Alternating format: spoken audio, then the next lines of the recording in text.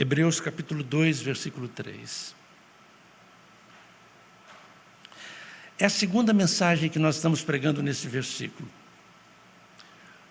O escritor bíblico diz: como escaparemos nós se negligenciarmos tão grande salvação? Esta salvação, primeiramente anunciada pelo Senhor, foi-nos confirmada pelos que a ouviram. Como nós falamos quinta-feira passada, hoje mais uma vez, vamos destacar algumas palavras desse versículo, na esperança que Deus possa falar ao seu coração, que está participando desse culto ao Senhor. Hoje, a primeira palavra que vamos sublinhar é nós, esse pronome, primeira pessoa do plural, nós. Veja bem que os verbos estão todos na primeira pessoa do plural. Como escaparemos? Como nós escaparemos? Como negligenciamos? Se negligenciarmos?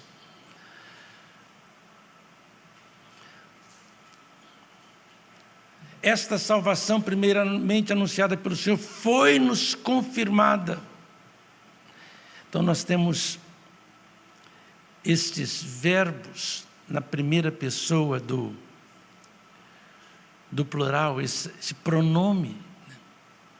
O que nós podemos aprender com esse pronome quando lemos esse texto? O que nós podemos aprender? O que Deus pode nos ensinar? Que o escritor bíblico, ele não está dizendo como vós escapareis.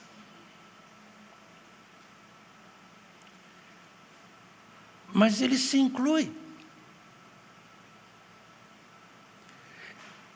Ele está dizendo que o risco que os seus ouvintes correm é um risco que ele também corre. Como é triste, às vezes, vermos o crente se colocando num pedestal acima de todos os outros. Seja ele o pastor, seja ele o diácono, seja ele qualquer líder, ou diaconisa, ou pastora, ou missionário. Como se eles estivessem imunes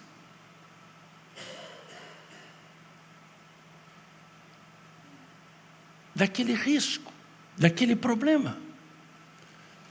O apóstolo João diz: se confessarmos os nossos pecados, Ele é fiel e justo para nos perdoar os pecados. Ao escrever assim, o que ele faz? Ele se inclui como o quê? Como um pecador. Como um pecador. Então, acho que a primeira lição com esse nós é que você precisa descer da árvore. Você precisa descer do pedestal e se colocar como um igual a todos. Você não é superior, não é melhor, não. Você é igual a todas as pessoas, aos olhos do Senhor. Não importa o seu título. Seja você o pastor, o missionário, a pastora, o diácono, a diaconisa, o líder daqui, o líder dali. Você precisa aprender a andar com humildade, consciente da sua vulnerabilidade, das suas limitações, até em relação aos seus filhos, ou aos seus pais. Então, a primeira coisa que eu gostaria de compartilhar com os irmãos nesse texto é esta palavra, esse pronome. Como é que às vezes um simples pronome pode encerrar grandes lições para as nossas vidas, né? E sabe de uma coisa, irmãos? Eu não sei por que ainda não falo só isto e digo amém e vamos embora, na verdade.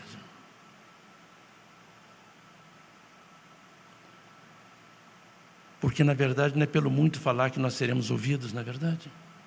Se nós aprendêssemos essa lição hoje, para sempre, não precisaríamos de mais outra.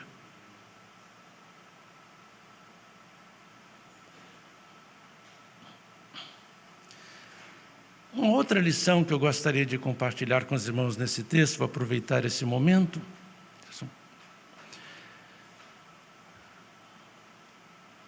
é que ele diz: esta salvação anunciada primeiramente, ou primeiramente anunciada pelo Senhor. Essa palavra Senhor é uma palavra que hoje nós não temos muita ideia dela aqui no Brasil, eu acho, no português. Senhor não era usada para muita gente. No inglês isso é muito comum, não falar Sir, raro. Lord, raro. Normalmente é you, para o presidente da República, para o ministro da Corte Suprema, you. Para o médico, you. Você. Para o balconista, para o garçonete, para o garçom, para todo mundo. Para o pastor, you. Você. Kyrios, no grego, era uma palavra muito especial. César, o Senhor, era o Kyrios. Mas é interessante observarmos que ele está chamando Jesus de Kyrios. No capítulo 1 desse mesmo livro, diz assim, versículo 10: e as Escrituras também dizem: tu, Senhor, no começo criaste a terra. Esse Senhor pode ser Deus, o Pai, pode ser. No capítulo 7, versículo 14 deste mesmo livro, está escrito assim, capítulo 7, versículo 14: pois é bem conhecido que o nosso Senhor descende de Judá. Quem é esse Senhor aí? Quem? É Jesus, não tem dúvida.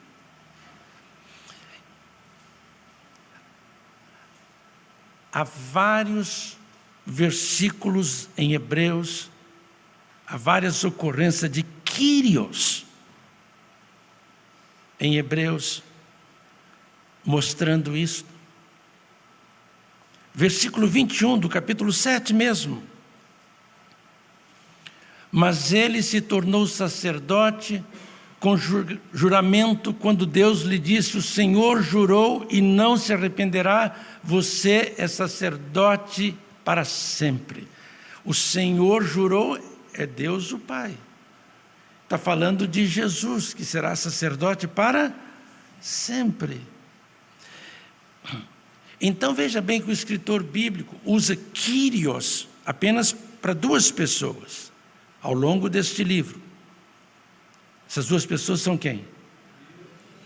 Deus e Jesus. Deus o Pai e Jesus.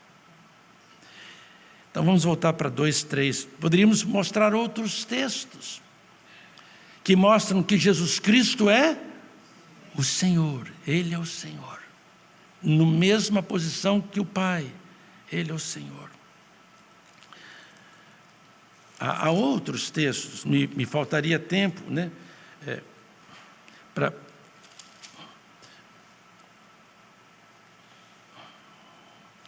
No capítulo 13, por exemplo, de Hebreus, versículo 20, está escrito assim: ora, o Deus da paz, pelo sangue da aliança eterna, trouxe de volta dentre os mortos, quem? O nosso Senhor, o grande pastor das ovelhas. Então, mais uma vez, atribuindo a palavra Kyrios, a quem? A Jesus. Ele é o Senhor. Ele é o Senhor. Ele é o Senhor da sua vida? Quem é o Senhor da sua vida? Você é servo dele? Ou você é o dono da sua vida? Você é o Senhor. Quem é o Senhor? Quem manda? Quem dá a última palavra? É a vontade dele? Ou é a sua vontade? Ele é o Senhor. Capítulo 2, versículo 3. Vamos voltar então para encerrar pelo menos esse primeiro essas considerações iniciais.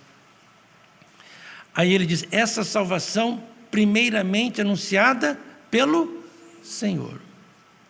Aí ele prossegue dizendo, esse Senhor é quem aqui? Jesus. Foi-nos confirmada pelos que a...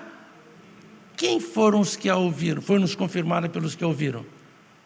Quem são esses? Os apóstolos. Então o escritor está dizendo que ele é um dos apóstolos ou ele ouviu por parte dos apóstolos? O que os irmãos acham? Ele ouviu do Senhor Jesus diretamente? Ele é um dos apóstolos? Ou ele ouviu dos apóstolos? Ele ouviu dos apóstolos. Foi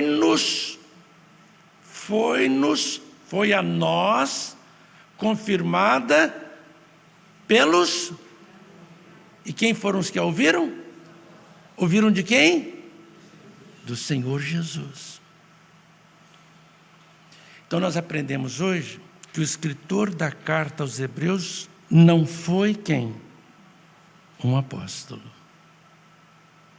Quem é que está ensinando isso a vocês? A palavra de Deus. Então, se vocês não tinham certeza disso, com base nesta palavra, vocês sabem que o escritor da carta aos Hebreus não foi um apóstolo. E não ouviu diretamente de quem? De Jesus. Nós estamos, como o escritor de Hebreus, somos semelhantes a eles? Sim. Não ouvimos diretamente o Senhor, mas temos o testemunho aqui de Lucas, de Paulo, de João, de Pedro. Temos o testemunho dos apóstolos. E a minha oração é que você possa prosseguir, testemunhando que você também recebeu, por parte daqueles que a ouviram. Primeiramente do Senhor e depois dos seus apóstolos. E que você possa testemunhar disto no poder do Espírito, com a unção do Espírito, com fervor, com amor, com fogo do Espírito. Amém. Obrigado a Deus pela Tua palavra, pelas lições que a Tua palavra encerra. Ajuda-nos a sermos testemunhas desta grande salvação que Jesus trouxe. Em nome dele nós oramos. Amém.